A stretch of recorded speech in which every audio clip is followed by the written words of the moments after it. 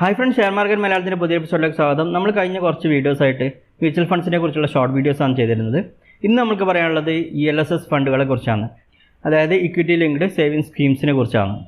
Income ടാക്സിൻ്റെ 80C സെക്ഷൻ്റെ അണ്ടറിൽ 1.5 ലക്ഷം വരെ നമ്മുടെ ഇൻകമിൽ നിന്ന് ഡിഡക്ഷൻ ലഭിക്കുന്ന ഒരു സ്കീമാണിത്. അതായത് നമ്മളിപ്പോൾ എത്രത്തോളം ഇൻവെസ്റ്റ് ചെയ്യുന്നത്, 50,000 ഇൻവെസ്റ്റ് ചെയ്യുന്നുണ്ടെങ്കിൽ നമ്മുടെ ഇൻകമിൽ നിന്ന് 50,000 ഡിഡക്റ്റ് ചെയ്യാം. അതേപോലെ അപ് ടു 1.5 lakh വരെ നമുക്ക് ഡിഡക്റ്റ് ചെയ്യാവുന്ന ഒരു സ്കീമാണിത്. പക്ഷേ ഓർക്കേണ്ട ഒരു കാര്യം, 80Cൻ്റെ അണ്ടറിൽ വരുന്നത് ഈ ഒരു സ്കീം മാത്രമല്ല, PPF മറ്റു കാര്യങ്ങളിൽ ഇതിൻ്റെ അണ്ടറിൽ വരുന്നുണ്ട്. അതായത് എല്ലാം കൂടി ഒന്നിച്ച് 1.5 lakh വരെ നമുക്ക് ഡിഡക്ഷൻ ലഭിക്കും. ഇനി നമുക്ക് ഈ സ്കീമിലേക്ക് ഈ ലംസമായിട്ട് ഇൻവെസ്റ്റ് ചെയ്യാം, അല്ലെങ്കിൽ SIP ആയിട്ട് ലഭിക്കാം. ഇപ്പോൾ SIP ആണെങ്കിൽ ഒരു ഫിനാൻഷ്യൽ ഇയറിൽ നമ്മൾ ഡെപ്പോസിറ്റ് ചെയ്യുന്ന എമൗണ്ടിൻ്റെ ടോട്ടൽ എമൗണ്ടിൻ്റെ ബേസിലായിരിക്കും ഈ ഡിഡക്ഷൻ ലഭിക്കുന്നത്. ഇനി നമ്മൾ പറഞ്ഞു ഈ 80Cൻ്റെ അണ്ടറിൽ വരുന്ന മറ്റു സ്കീമുകളും ഉണ്ട് എന്നുള്ളത്. പക്ഷേ ഇതിനുള്ള ഒരു അഡ്വാൻറ്റേജ് ആയിട്ട് പറയുന്നത് ഇതിൻ്റെ ലോക്ക് ഇൻ പീരീഡ് 3 years മാത്രമേ ഉള്ളൂ. അതായത് 3 വർഷത്തിൽ കഴിഞ്ഞാൽ നമുക്ക് ഇത് റെഡീം ചെയ്യുക അല്ലെങ്കിൽ വേറെ ഇതിലേക്ക് സ്വിച്ച് ചെയ്യുക ചെയ്യാം നമുക്ക്. പക്ഷേ ഇതിന് അപ്പർ ലിമിറ്റ് ഇല്ല, എത്ര വേണമെങ്കിൽ കണ്ടിന്യൂ ചെയ്യാം. പക്ഷേ നമുക്ക് മിനിമം ലോക്ക് ഇൻ പീരീഡ് വരുന്നത് 3 വർഷമാണ്. 3 വർഷം വരെ നമുക്ക് വിഡ്രോ ചെയ്യാൻ പറ്റില്ല. ഇനി ELSS equity linked saving scheme, ആ പേര് പറയുന്ന പോലെ തന്നെ ഇത് ഇക്വിറ്റിയിലാണ് മെയിനായിട്ട് ഇൻവെസ്റ്റ് ചെയ്യുന്നത്. ഇതിൻ്റെ ടോട്ടൽ ഫണ്ടിൻ്റെ 80% ഇൻവെസ്റ്റ് ചെയ്യുന്നത് ഇക്വിറ്റീസിലാണ്. പിന്നെ നമ്മൾ പറഞ്ഞു 3 വർഷത്തെ ലോക്കിംഗ് പീരീഡ് ഉണ്ടെന്ന്. അപ്പോൾ 3 വർഷം കഴിഞ്ഞിട്ടായിരിക്കും നമ്മൾ ഇത് വിഡ്രോ ചെയ്യുന്നത്. അപ്പോൾ ആ ഒരു 3 വർഷം കഴിഞ്ഞിട്ടുള്ള നമുക്ക് ഇൻകം എന്ന് പറയുന്നത്, അതായത് അതിൻ്റെ പ്രോഫിറ്റ് എന്ന് പറയുന്ന amount long term capital gain ടാക്സിലായിരിക്കും വരുന്നത്. അപ്പോൾ 3 വർഷം കഴിഞ്ഞ് കിട്ടുന്ന പ്രോഫിറ്റ് നമുക്ക് ഇതിൽ ലോങ് ടേം ക്യാപിറ്റൽ ഗെയിൻ ആയിട്ടായിരിക്കും കൂട്ടുന്നത്.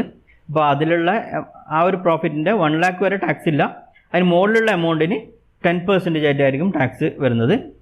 അതേപോലെ ഇതിൽ ഗ്രോത്ത് ഓപ്ഷൻ ഉണ്ടാകാറുണ്ട്, ഡിവിഡൻഡ് ഓപ്ഷൻ ഉണ്ടാവാറുണ്ട്. ഡിവിഡൻസ് ആണെങ്കിൽ അത് ഇൻകമിലേക്ക് ആഡ് ചെയ്തിട്ട് അതനുസരിച്ചുള്ള ടാക്സ് അടക്കേണ്ടി വരും. അപ്പോൾ ഈ ഒരു ഫണ്ടിൻ്റെ മെയിൻ അഡ്വാൻറ്റേജ് ഒരു കാര്യം നിങ്ങൾക്ക് മനസ്സിലായി. ഒന്ന്, നമുക്ക് മ്യൂച്വൽ ഫണ്ടിന് കിട്ടുന്ന ഒരു ബെനിഫിറ്റ് നമുക്ക് ഇതിലും കിട്ടും. കാരണം നമ്മുടെ ഫണ്ട് ഡൈവേഴ്സിഫൈഡ് ആയിട്ടുള്ള ഒരു അസറ്റിൽ ഇൻവെസ്റ്റ് ചെയ്യും, അതനുസരിച്ചുള്ള ഗെയിനും നമുക്ക് കിട്ടും. അതുകൂടാതെ രണ്ടാമത്തെ ഒരു ഗുണം എന്ന് പറയുന്നത് നമുക്ക് ടാക്സ് ബെനിഫിറ്റും കിട്ടും. 2 ഗുണങ്ങൾ ഇതിലുണ്ട്. പക്ഷേ ഈ ഫണ്ടുകൾ സെലക്ട് ചെയ്യുമ്പോൾ നമ്മൾ കുറച്ച് കാര്യങ്ങൾ ശ്രദ്ധിക്കാനുണ്ട്. ഒന്ന്, ഏത് ഫണ്ടിലാണ് ഇൻവെസ്റ്റ് ചെയ്യുന്നത് അതിൻ്റെ കഴിഞ്ഞ കുറച്ച് വർഷമായിട്ടുള്ള പെർഫോമൻസ്, അത് നമ്മൾ ഏത് ഫണ്ട് നോക്കുമ്പോഴും ആ ഒരു കാര്യം ശ്രദ്ധിക്കാനുണ്ട്. പിന്നെ ശ്രദ്ധിക്കാനുള്ള ഒരു കാര്യം, നമ്മളിപ്പോൾ ഇങ്ങനെയുള്ള ഫണ്ടുകൾ സാധാരണ ഇൻവെസ്റ്റ് ചെയ്യുന്നത് നമ്മൾ ടാക്സ് ബെനിഫിറ്റ് മാത്രം നോക്കിയിട്ടാണ്. പക്ഷേ അങ്ങനെ മാത്രം നോക്കാൻ പാടില്ല. നമ്മുടെ ടോട്ടൽ ഇൻവെസ്റ്റ്മെൻറ്റ് പോർട്ട്ഫോളിയോ അനുസരിച്ച് ഇങ്ങനെ ഒരു ഫണ്ട് നമുക്ക് അതിൽ ആവശ്യമുണ്ടെങ്കിൽ മാത്രമേ ഈ ഒരു ഫണ്ടിൽ ഇൻവെസ്റ്റ് ചെയ്യാൻ പാടുള്ളൂ. അല്ലെങ്കിൽ നമുക്ക് ടാക്സ് ബെനിഫിറ്റ് കിട്ടുന്ന മറ്റു ഇൻസ്ട്രുമെൻറ്റ്സ് കുറേ ഉണ്ട്, അതിലും ചെയ്യാം. നമുക്ക് നമ്മുടെ പോർട്ട്ഫോളിയോക്ക് സ്യൂട്ടബിൾ ആണ്. അതുകൂടാതെ നമുക്ക് ടാക്സ് ബെനിഫിറ്റും കിട്ടണമെങ്കിൽ ഇങ്ങനെയുള്ള ഫണ്ടിൽ ഇൻവെസ്റ്റ് ചെയ്യാം.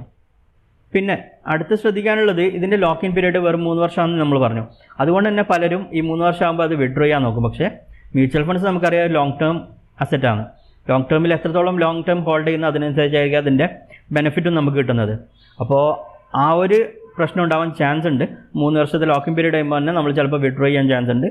ആ ഒരു കാര്യം കൂടി ശ്രദ്ധിക്കാനുണ്ട് ഇങ്ങനെയുള്ള ഫണ്ടുകൾ സെലക്ട് ചെയ്യുമ്പോൾ. അപ്പോൾ നമുക്ക് മ്യൂച്വൽ ഫണ്ടിനെ കുറിച്ചുള്ള ബാക്കി കാര്യങ്ങൾ അടുത്ത വീഡിയോയിൽ കാണാം. മിക്കവാറും ഷോർട്ട് വീഡിയോസ് ആയിരിക്കും. അല്ലാതെ കൂടുതൽ പറയാനുള്ള കാര്യങ്ങളാണെങ്കിൽ ഞാൻ ലോങ് വീഡിയോസ് ചെയ്യുന്നതാണ്. മ്യൂച്വൽ ഫണ്ട്സിനെ കുറിച്ചുള്ള ബാക്കി വീഡിയോസ് നമ്മൾ ചാനൽ പ്ലേലിസ്റ്റ് ആക്കി വെച്ചിട്ടുണ്ട്. പ്ലേലിസ്റ്റ് സെക്ഷൻ ചെക്ക് ചെയ്താൽ നിങ്ങൾക്ക് ബാക്കി വീഡിയോസ് കാണാൻ പറ്റുന്നതാണ്. അതുകൂടാതെ ഇന്നത്തെ വീഡിയോ സ്പോൺസർ ചെയ്തിരിക്കുന്നത് Angel One ആണ്. Angel One അഥവാ ഏഞ്ചൽ ബ്രോക്കിംഗ് തന്നെയാണ്, അവർ റീബ്രാൻഡ് ആയതാണ്. ഏഞ്ചൽ ബ്രോക്കിംഗ് ഇന്ത്യയിൽ തന്നെ ഏറ്റവും ലീഡിംഗ് ആയിട്ടുള്ളൊരു ഫുൾ സർവീസ് ബ്രോക്കറാണ്. അവരുടെ ബ്രോക്കറേജ് ഏകദേശം ഡിസ്കൗണ്ട് ബ്രോക്കേഴ്സിന് ഈക്വൽ തന്നെയാണ്. അതുകൂടാതെ ഇൻവെസ്റ്റ്മെൻറ്റ് അല്ലെങ്കിൽ ഡെലിവറി ട്രേഡ്സിന് 0 ബ്രോക്കറേജ് ആണ്. അതുകൂടാതെ അവർക്കൊരു പ്രത്യേകത പറയുന്നത് ഇൻവെസ്റ്റ്മെൻറ്റ് അഡ്വൈസും അവർ തരാറുണ്ട് അവരുടെ പ്ലാറ്റ്ഫോം വഴി തന്നെ. അപ്പോൾ ഈ ഒരു പ്ലാറ്റ്ഫോമിൽ അക്കൗണ്ട് ഓപ്പൺ ചെയ്യാൻ താല്പര്യമുള്ളവർക്ക് താഴെ ഡിസ്ക്രിപ്ഷനിൽ ലിങ്ക് കൊടുത്തിട്ടുണ്ട്, അതുവഴി അക്കൗണ്ട് ഓപ്പൺ ചെയ്യാവുന്നതാണ്. പക്ഷേ നിങ്ങൾ ശ്രദ്ധിക്കേണ്ട ഒരു കാര്യം, സ്റ്റോക്ക് മാർക്കറ്റ് ഇൻവെസ്റ്റ്മെൻറ്റ് അതിൻ്റേതായ റിസ്ക് ഉണ്ട്.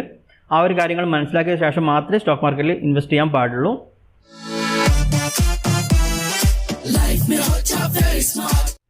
അപ്പോൾ നമുക്ക് അടുത്ത വീഡിയോയിൽ കാണാം. Investments in securities market are subject to market risks. Read all the related documents carefully before